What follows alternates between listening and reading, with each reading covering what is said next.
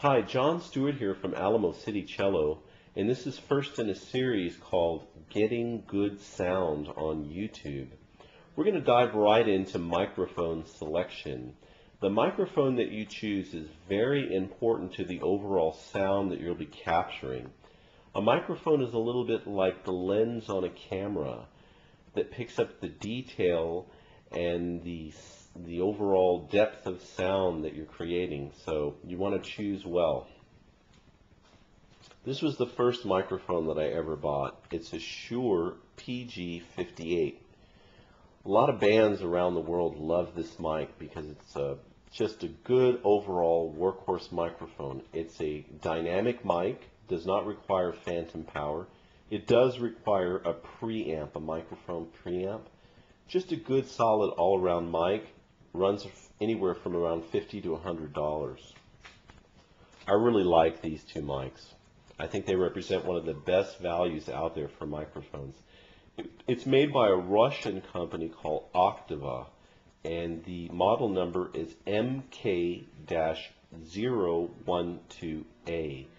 When buying these mics, be very careful because there are some cheap imitations out there that are still floating around.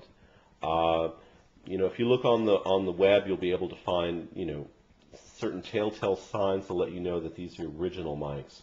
Also, the QC or the quality control from Octaves has had issues in the past, so it's sometimes a little bit hit and miss. I've had good experience with these mics, but I've heard other people say that they've gotten a bad pair or a bad mic, but nevertheless, I think they're awesome. I paid $300 for the match pair, and they sound very, very good as room mics. So if you're wanting to record in a nice space, a nice hall, and you want to capture the sound of that hall, these are very good mics for that. They have these switchable capsules here. This one here is an omnidirectional capsule, which is very good for picking up the ambient sound of a room. If you just want to get the sound of the source in front of you, you can use cardio or hypercardio patterns. But these sound great on violin. They have a real sparkle but yet a dark sound, and they're nice and flat all the way through the range. So just tremendous value. This is an AudioTechnica large diaphragm condenser mic. The model number on this is AT4050. You'll see this mic quite a bit in studios around the world. It's just a good all-around microphone. Sounds good on a lot of different sources. It's got switchable patterns, omnidirectional, figure 8, cardio pattern.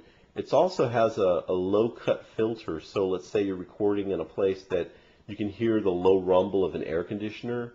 Well, this allows you to cut it out at the source, so that's a cool feature. It also has a pad, so let's say you're recording a very loud source. This gives you the option of a negative 10 dB pad.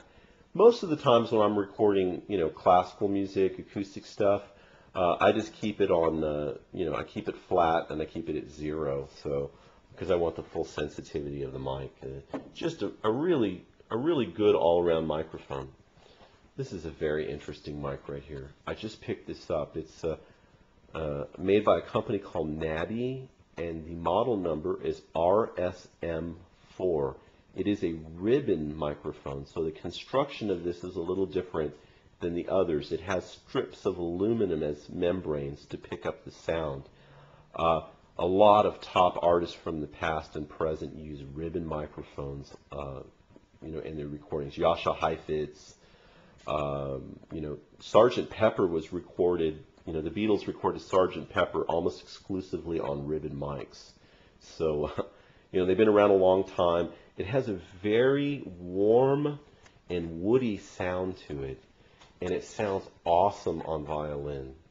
Anything that might potentially have a harsh source, this sounds really good on guitar cabinets.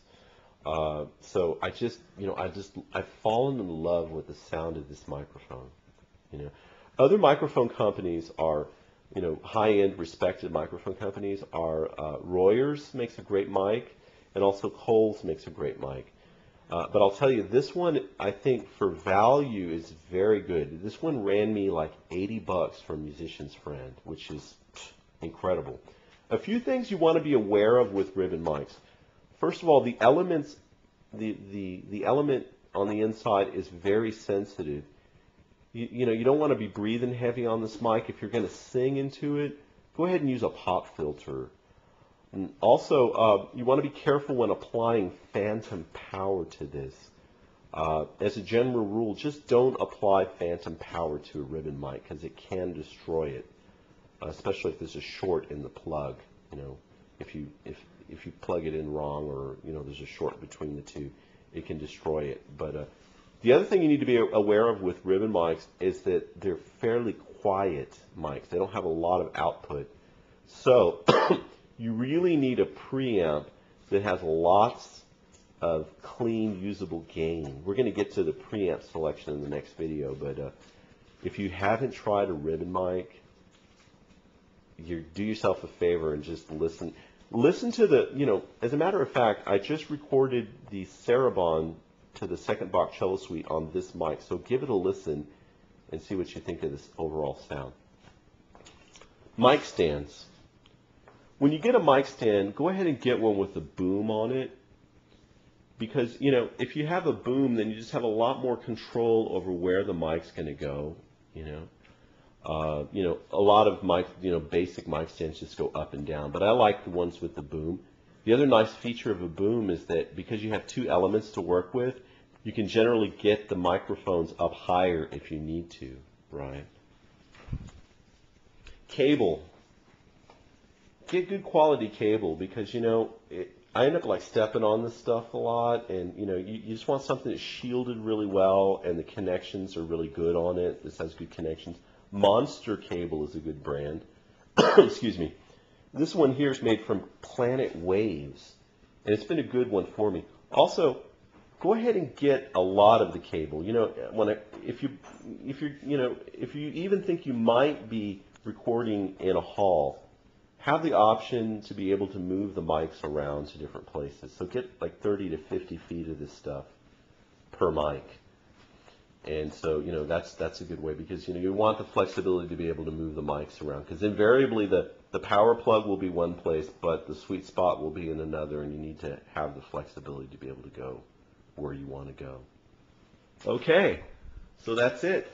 Check out my next video on microphone preamps. Thanks so much.